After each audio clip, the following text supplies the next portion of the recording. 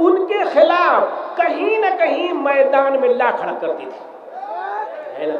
یقیناً انہوں نے لاکھوں علماء کو پھانسیاں دی تھی، توپ کے دہانے پہ باندھ کر گولوں سے اڑا دیا تھا، لیکن مسلمانوں کا ایمان کا جذبہ اور شہادت کی موت کا شوق، شہادت کا شوق اتنا قوی تھا کہ لاکھوں ہزاروں مسلمانوں کو قتل کرنے کے بعد بھی مسلمانوں کا حوصلہ پست نہیں ہو رہا تھا۔ انگریز ایک چالباز قوم، ایک چالباز شاطر قوم، انہوں نے اپنی ایجنسیاں بنائیں، کمیٹیاں بنائیں کہ کیا بات ہے کہ 150 سال سے ہم مسلمانوں کے خون سے کھیل رہے ہیں اور انڈیا کے کوئی ذرہ نہیں بچا ہے جہاں کسی مسلمان کے خون سے رنگین نہ ہو گیا، لیکن اس کے باوجود کیا بات ہے کہ جب بھی وہ موقع ملتا ہے مسلمان ہتھیار لے کر کے ہمارے خلاف کھڑا ہو جاتا ہے، اور اس کا جہاد کا جذبہ ہے کہ وہ ختم ہونے کا نام ہی نہیں لے رہا۔ بھائیو، اس زمانے میں انگریزوں نے ایک کمیٹی بنائی جو اس بات کا جائزہ لے کہ کون سی چیز ہے مسلمانوں کے اندر جس کی وجہ سے یہ جہاد کے لیے تلے ہوئے ہیں، ان کے پاس وہ ہتھیار بھی نہیں جو ہمارے پاس ہے، ہر جگہ یہ شکست کھاتے ہیں، مرتے ہیں، مٹتے ہیں، لیکن پھر کوئی دوسرا کھڑا ہو جاتا ہے۔ یہ تو انہوں نے سروے کیا پورے بھارت کا، جس میں آپ ہم سب ہیں، انہوں نے پورے بھارت کا سروے کیا، اور سروے میں ان کے آیا کہ مسلمانوں کے اندر جو ختم نبوت کا عقیدہ ہے کہ محمد صلی اللہ علیہ وسلم آخری نبی ہیں اور ان کا جو بھی پیغام ہے وہ اللہ کا آخری پیغام ہے، قیامت تک رہے گا، کبھی ختم نہیں ہوگا، انہی اللہ کے احکامات میں سے ایک جہاد ہے اور شہادت کی موت کا جذبہ ہے، یہ چیز مسلمانوں کے اندر ہے۔ تو جب تک کہ جہاد کو منسوخ نہیں کیا جائے گا، ختم نہیں کیا جائے گا، جبکہ حضور صلی اللہ علیہ وسلم نے واضح لفظوں فرمایا ہے الجہاد ماض الی یوم القیامہ، یہ جب تک کہ جہاد کے منسوخی کا فیصلہ نہیں ہو جائے گا اس وقت تک مسلمانوں کا یہ جذبہ کبھی ٹھنڈا نہیں پڑے گا، وہ جان دے دے گا، مال دے دے گا، عزت و آبرو سب کچھ گنوا دے گا، لیکن اپنے نبی کا جاہ و جلال چھوڑ دے، اپنے نبی کی شان چھوڑ دے، یہ مسلمان نہیں کر سکتا۔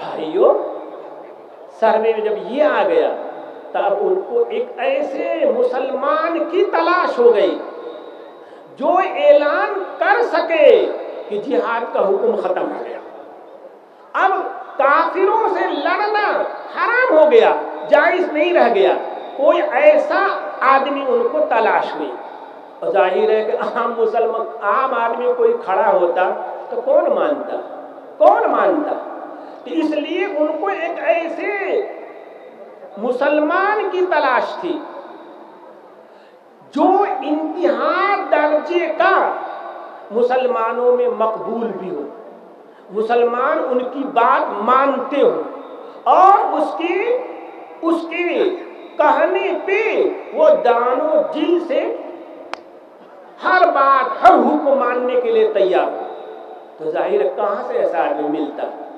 انہوں نے پورے ہندوستان کا سروے کیا، اپنے نمائندے ہزاروں پورے ہندوستان میں پورے بھارت میں پھیلا دیے کہ ایسے آدمی کو تلاش کرو، ایسے آدمی کو تلاش کرو۔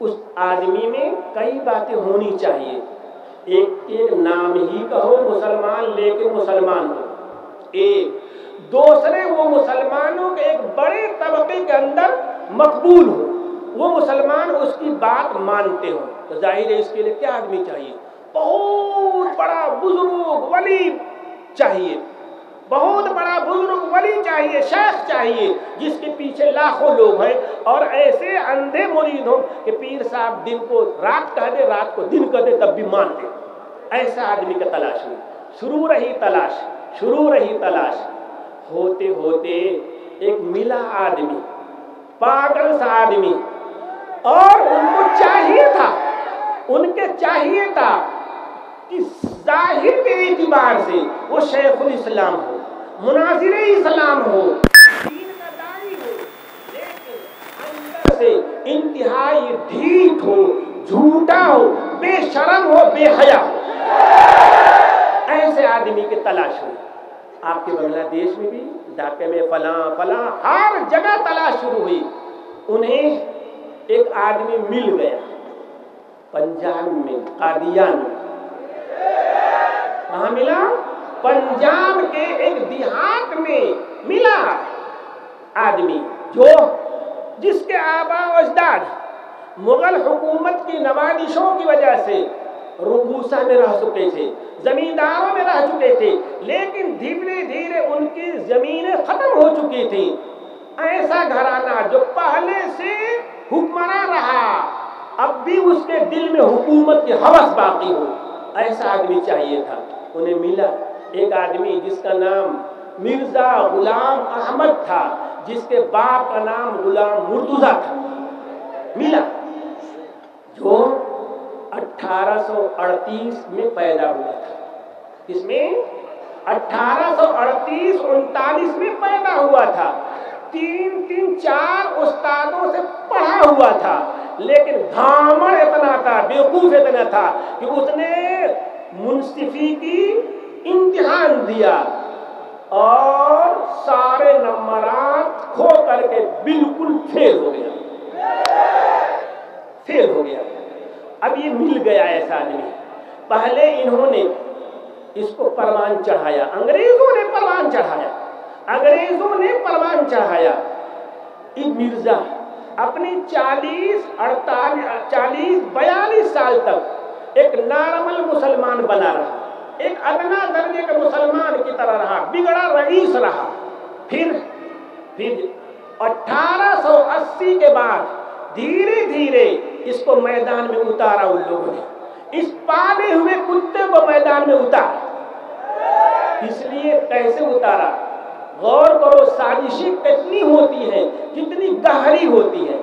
پہلے اس کو واحد اسلام، شیخ الاسلام، ان سب القاب سے میڈیا نے بلانا شروع کیا۔ عیسائیوں سے، آریوں سے، ہندوؤں سے اس کے 10 مناظرے کرائے، اور ہر مناظرے میں دکھایا کہ مرزا غلام احمد قادیانی جیت رہا ہے، اسلام جیت رہا ہے، مجاہد اسلام، اللہ اکبر کے نعرے لگاتے جاتے تھے۔ پھر مسلمانوں میں ایک شاخ بن گئی، اس نے بیعت بھی کرنا شروع کیا، ہزاروں لوگ اس کے ہاتھ میں بیعت بھی ہو گئے تھے۔ ابھی نبوت کا دعویٰ نہیں کیا اس نے، ابھی تو وہ مناظر اسلام ہے، ابھی تو شیخ الاسلام ہے، ابھی تو مجاہد ہے وہ۔ پھر شروع ہوا کھیل، میں ملہم من اللہ ہوں، مجھے اللہ کی طرف سے میرے اوپر الہام ہوتا ہے، الہام ہونے لگا، میں محدث ہوں، اللہ پاک مجھ سے بات کرتے ہیں، میں مامور من اللہ ہوں، اللہ نے مجھے اس کام کا حکم دیا، اس کام کا حکم دیا۔ یہ سب دعوے شروع ہو گئے۔ بہت سے لوگ ابھی ایمان اس پہ عقیدت مند تھے، اس کے مرید تھے۔ پھر ظاہر ہے اتنا کہہ دینے سے کہ ملہم ہوں، محدث ہوں اور فلاں ہوں، اتنا کہہ دینے سے اگر وہ اعلان کرتا کہ اسلام کا جہاد کا حکم ختم ہو گیا تو سارا مسلمان اس کے منہ پہ تھوک دیتا۔ پھر کیا ہوا؟ شروع کیا کہ میں مسیح ہوں، جو مسیح علیہ السلام آنے والے ہیں میں انہی جیسا ہوں، مسیح ہوں۔ اس پر تھوڑی سی علماء کی آنکھ کھلی، انہوں نے کہا تو مسیح کیسے ہو گیا، یہ جھوٹ بول رہا ہے۔ لیکن بڑی اکثریت اس کے ساتھ رہی کہ مسیح کا مطلب ہوا کہ مسیح علیہ السلام جیسا انسان، اتنی دین کی خدمت کرنے والا وغیرہ وغیرہ۔ پھر اس نے اعلان یہ شروع کیا 90 کے بعد، یعنی 80 سے لے کر 1890 تک وہ مامور من اللہ رہا، ملہم رہا، محدث رہا، یہ سب رہا، متکلم باللہ رہا، یہ سب رہا۔ پھر 1890 کے بعد اس نے شروع کیا کہ میں خود ہی عیسیٰ ہوں، اب مسیح ہٹ گیا، میں خود عیسیٰ ہوں۔ جس عیسیٰ کے نزول کی قرآن کریم نے بشارت دی ہے، وعدہ کیا ہے، وہ عیسیٰ میں ہی ہوں۔ علماء ایک طرف ہٹ گئے، انہوں نے اس کو جھٹلایا، لیکن اس وقت تک اس کے لاکھوں مرید ہو چکے تھے، اور یہ مرید اندھے پیر کا کوئی عیب ان کو دکھائی دیتا نہیں، ایسے بن گئے تھے۔ بہت سے لوگوں نے کہا کہ حضرت ویسی کہہ رہے ہوں گے، کوئی خاص بات نہیں ہے، تعویل کر لی گئی۔ آخر میں آتے آتے 1900 پورے سے لے کر کے 1908 جس میں اس کی موت ہوئی ہے، اس کے درمیان ان 8 سالوں میں اس نے اپنے کو نبی ہونے کا بھی دعویٰ کیا، اپنے نبی آخر الزمان ہونے کا دعویٰ کیا۔ اس نے کہا کہ اللہ کی راہوں میں آخری راہ ہوں، جو اس راہ پہ نہیں چلے گا جہنم میں جائے گا، اور اعلان کیا کہ جہاد کو قیامت تک کے لیے منسوخ کر دیا گیا ہے، اب جہاد کبھی نہیں ہوگی، یہ اعلان شروع کیا۔ سارے علماء ہٹ گئے۔ নবীজির যুগেও 3 জন ব্যক্তি নবুয়তি দাবি করেছিল, তাদের মধ্যে একজন মহিলাও ছিল। মুসলমানদের কাছে কোনো শক্তি না থাকলেও তাদের ঈমানি শক্তি ছিল। কোন ঈমানি শক্তি? যেই ঈমানি শক্তির বলে না থাকলেও একটি শক্তি ছিল, যেই শক্তিটির বলে তারা কাজ করছে। তখন এই ইংরেজরা একটি কমিটি বানিয়ে মুসলমানদের প্রতি রিসার্চ করে তারা পেয়েছে মুসলমানদের মধ্যে আর কিছু না থাকলেও তাদের একটি সত্য আকীদা বিশ্বাস আছে, সেটি হলো আকীদায়ে খতমে নবুয়ত। আখির নবীর পরে আর কোনো নবী আসবে না। তখন তারা তালাশ করলো, ফন্দি আঁকলো যে মুসলমানদের মধ্যে এমন একটি লোক দাঁড়া করানো দরকার, যেই ব্যক্তি তাদের মধ্যে এই ফেরকাটি তৈরি করবে।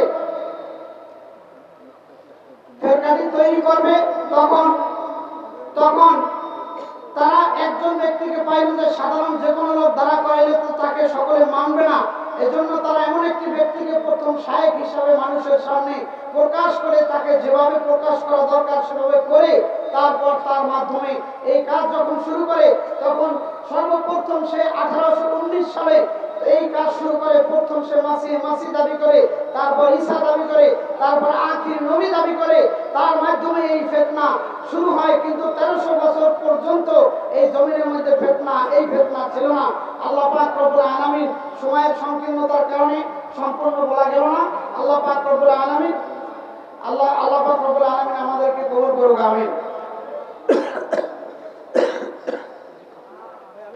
بھائیوں، یہ میں نے بتایا کہ 1900 سن کے بعد وہ کھل کر کے نبوت کا دعویٰ کرنے لگا، اپنے کو ذلی اور بروزی نبی کہنے لگا، اپنے کو عیسیٰ کہنے لگا۔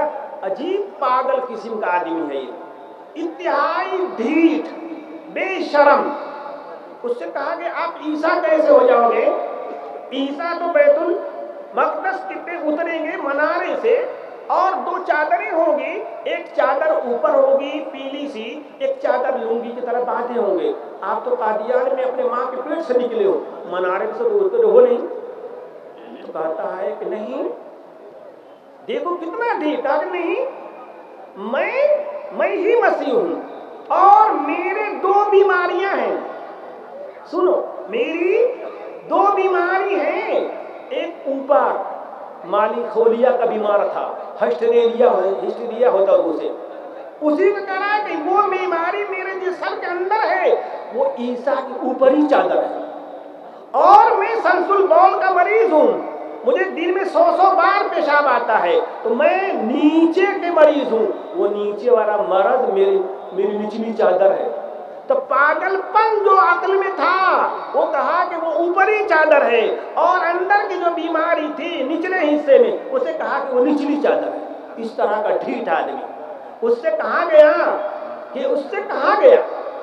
کہ تو کیسے نبی ہو سکتا ہے، تو کیسے نبی ہو سکتا ہے، ذلی برودی فلاں جو بھی ڈھوک رکھ لے، تو کہاں سے نبی ہو جائے گا؟ قرآن کریم کی پورے قرآن کریم کو اٹھا کر دیکھ لو، اللہ پاک نے نبی اکرم صلی اللہ علیہ وسلم کے پہلے جتنے نبی آئے ہیں سب سے عہد و پیمان لیا ہے کہ تمہارے سب کے بعد ایک نبی آئے گا جو تمہارے ساتھ کی علم کی، تمہارے ساتھ کی احکامات کی سچا جانے گا۔ لَتُؤْمِنُنَّ بِهِ وَلَتَنْصُرُنَّهُ، یقیناً تم اس پر ایمان لاؤ گے، یقیناً مدد کرو گے۔ بھائیو شاید وقت ہو گیا ہے، اور میں یہ کہتا ہوں کہ ابھی جو میں نے کہا تھا کہ سینکڑوں آئے تھے، اس کا مطلب یہ ہے کہ جتنی آیتیں ہیں ان میں ہر نبی سے، ہر نبی کی امتی سے اللہ پاک نے یہ عہد لیا کہ تم سے بعد جو نبی آئے گا اس پر ایمان لے آؤ گے، لیکن رسول اللہ صلی اللہ علیہ وسلم سے، ان کی امت سے بس یہ کہا گیا ہے تؤمنون بما انزل الیکم، تم پر جو قرآن اترا ہے اس پر ایمان لاؤ گے، وَيُؤْمِنُونَ بِمَا أُنزِلَ مِن قَبْلِ، اور اس پر ایمان لائیں گے جو آپ کے پہلے اتارا گیا۔ قرآن کریم کی کوئی ایسی آیت نہیں ہے، کسی درجے میں نہیں ہے جس میں نبی صلی اللہ علیہ وسلم سے یہ کہا گیا ہو کہ آپ کے بعد جو نبی آئے گا اس پر آپ ایمان لائیے گا۔ وہ ساری آیتیں آپ کے خاتم النبی ہونے کی دلیل ہے۔ یہ قرآن کریم کی یہ آیت تو بالکل صریح ہے کہ محمد صلی اللہ علیہ وسلم تم مردوں میں سے کسی کے باپ نہیں ہیں، لیکن وہ اللہ کے رسول ہیں، وہ خاتم النبیین، اور اللہ کا آخری نبی ہیں، ان کے بعد کوئی نبی آنے والا نہیں ہے۔ ان سب آیتوں کو اس نے اتنا توڑا، اتنا مروڑا کہ ایک ڈھیٹ اور بے حیا آدمی ہی وہ کر سکتا ہے، جس کے اندر شرم و حیا ہو کبھی وہ کام نہیں کرے گا۔ وآخر دعوانا الحمدللہ رب العالمین۔